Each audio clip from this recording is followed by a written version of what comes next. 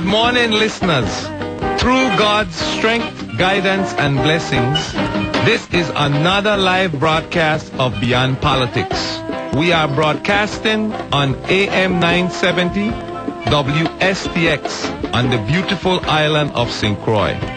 As you know, this show is geared to provide information, education, and a positive approach to topics and issues that are current in our community. We discuss with our listeners issues, ideas, and solutions to some of the problems we face. We address the concerns of the community in an open and respectful forum.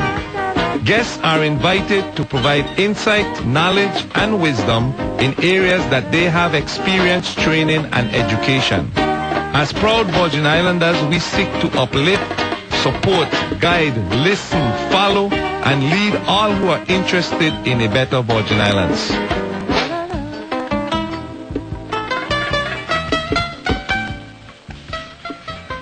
Good morning to the wonderful people of the Virgin Islands, both here and spread around the world listening to us on the internet. This is your host this morning, Roy DeLamus, along with Mr. Hugh Clark. Morning, Hugh. Morning. Good morning to the people at the Virgin Islands. And Carol Burke. Morning, Carol. Good morning, Roy and Hugh, and good morning to everybody out there. Yes, Carol, welcome back. In fact, we're going to start with a little discussion of Carol's trip last week as committee woman, Democratic committee woman here at the Virgin Islands. Carol attended the DNC conference, the national conference, and that was in Chicago. And she was trying to get in last Saturday, but we had such a energetic, let's say, exchange here. We couldn't fit Carol in, but she's here in person. And for those of you who know, I'll be reminding, and those of you who don't know, I'd like to tell you a little bit about Carol in the context of her trip to the DNC. Carol Burke is... What's the DNC? The Democratic National Convention. Committee conference that was held in Chicago last week. Carol is a former legislature senator here in the Virgin Islands. She's been on the board of WAPA. She served several terms as, let me get it right, National Committee Woman from the Virgin Islands. She works with the office of Senator Russell, and she's put that experience and background in service of the offices and the senator's efforts to relieve the pressure from the excise tax. Now, that goes back even prior to his tenure on the 29th legislature, because as you recall, he on the 27th legislature, we pounded the pavement quite a bit, trying to get folks to know and understand the WAPA Consumer Act. And while we were working on the ground, there were a lot of people working over the airwaves in the opposite direction, trying to undermine the value and efforts. And basically, just as a reminder, what that proposed act did was have the government address the WAPA cost for a period of time as we move toward reduce dependence on fossil fuel. Now, the insight that was behind that effort is playing out today. I mean, we all could see 3.5 years ago what was happening. I mean, businesses were suffering. Today, some of those businesses have suffered to the point where they're dead and gone, and who knows when they will, if they will even return to a part of our community. But seeing that back in 2008, the senator advanced this effort to put the brakes on the decline. Well, the brakes were resisted. It stayed in the Finance Committee, as I recall, and didn't go any further. It has not been addressed as of this morning. And in the case of Frederiksted, we lost 2 restaurants over the summer and numerous other businesses. At least 2 that we know of. At least 2 that we know of. Correct. 2 that we know of. 2 that we frequented, actually, in my case, I attended them, and I'm sure you are. Well, Carol laughed because that this stomach that I carry is well paid for. A real hungry man at lunchtime, how Roy would walk. He said, Carol, I'm coming back. I'm going to look for some chicken. And next thing I know, Roy calling me from his cell phone, telling me he'd either by West End Grill or someplace else that he could find his chicken. Or Pier 69. Or Pier 69. Both of for whom sure. are gone. Yep. And I will say, knock yourself out. And when he comes back, he would have chicken in hand and chomping away. So, Roy, I miss them. I know you do. I'm going on a Whopper diet. I can't say I'm going to good food. Whopper put me on a diet. Imagine that, eh? But moving forward from 2008, recognizing that and watching the transition and terrible decline. I mean, Christiansted is empty. Frederickstead is empty. People are hollering. There are efforts such as the Eden Project, that's energy development in island nations, but they're all geared to down the road. And I don't know if we keep waiting for down the road, you're going to just find us back candle and lamp. That's if we're still alive. When the tsunami comes, you're going to find me around the campfire with a piece of goat in my hand when it comes. So when you historians recount my demise, I was around the campfire with piece of goat. The tear that you see coming down my face is not because I was unhappy with the meal. It's just I wish I had some jacks. And those are hard to find. Stop talking about jacks. So how I miss Miss Peterson's jack. Well, you know, that's what's happening now. You know, let me do this. Let me ask the callers to hold on. Yeah, caller, just hold. We're gonna like a half an hour. We're gonna pick you up. Half hour or less. Just hold on, caller. So when you find me balling around the campfire, or you find my corpse around the campfire, it is what has happened to us while all the scientific, and I use scientific in the broad sense, everybody from engineers to policymakers to medical folks, they're addressing things down the road.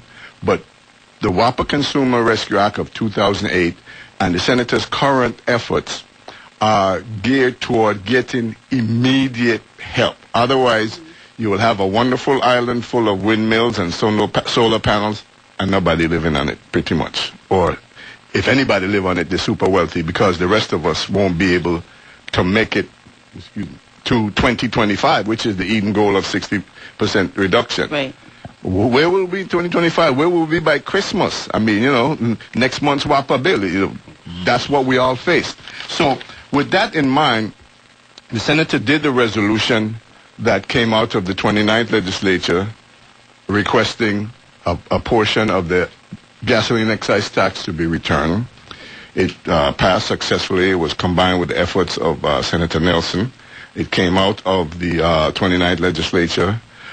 The Senator took it to the Council on State Government in Halifax last month, where, to our surprise and great delight, we were joined by Puerto Rico, who recognized as a island nation, as it were, a island neighbor, the need that we have for energy. So they came on, contributed to the resolution. It was wholeheartedly accepted by the CSG. And this is the Eastern region. And the thing to know that when you have states like Maine and Vermont and New Hampshire, the thinking of the populations up there, they very much believe in trying to maintain various forms of independence, and energy independence is one. So they recognize our plight, joined in with us, passed a resolution.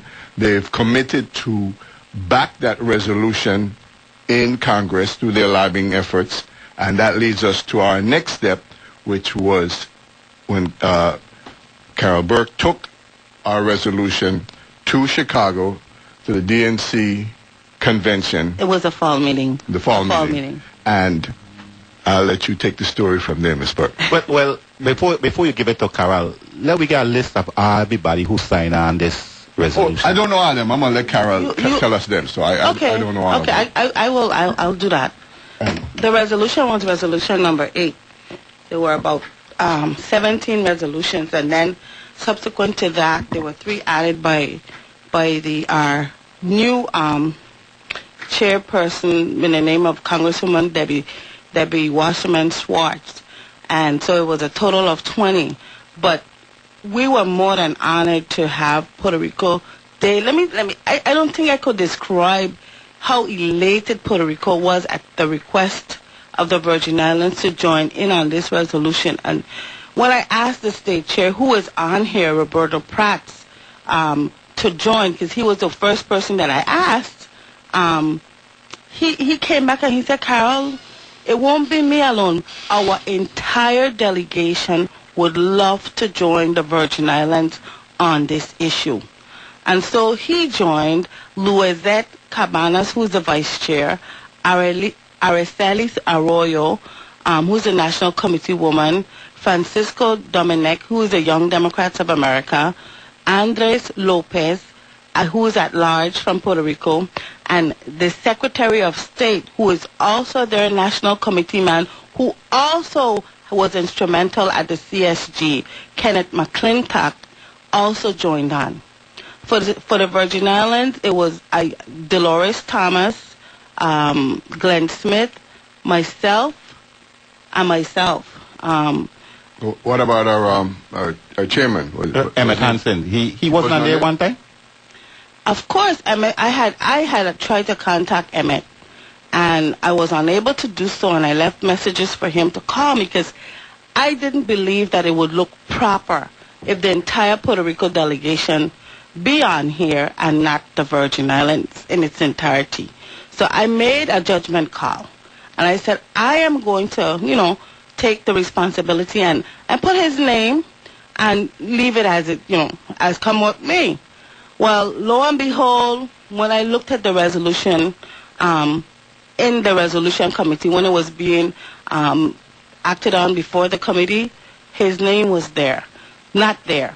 So I'm assuming that our state chair, Mr. Emmett Hansen, called the DNC, and that's his prerogative, and asked that his name be removed because his name is no longer on the resolution. Wow, that's a element of support that we do need. I mean, our chair needs to be behind us. I mean, look at Puerto Rico's chair. Look at the effort they have put on a resolution on our behalf. I can't speak for him. I want to look at you as a co-partner and give you a great hug for putting my name on that resolution. Well, thank you, Hugh. I'm saying, if I'm a Democrat and you're a Democrat and we're working together for the same purpose as the people of the Virgin Islands, why would you want to take off your name if you were trying to help me out because you couldn't get to me? And I embrace you. Right. Let me explain one thing too. Usually, when the Democrats, when we who are members of the DNC, meaning the state chair, the vice chair, the national committee man and woman, have all authority to submit resolutions, and in whatever form, to the DNC when there's a quarterly meeting. And we always try. We usually make every attempt to bring it before the local Democratic Party. Right. In the absence of meetings, in the absence of meetings, again, I'm not gonna sit on my hands and wish that we had a meeting so that the progress, this process of this whole thing would have to be dependent on a meeting. However, I submitted it nonetheless. Okay, because it doesn't preclude me from submitting the resolution. But, with regards to protocol, you run it by your local party and then you submit it. Anyway, I don't know how to explain that on behalf of Emmett Hansen, but his name was removed, and it's my assumption that it was removed by his own volition.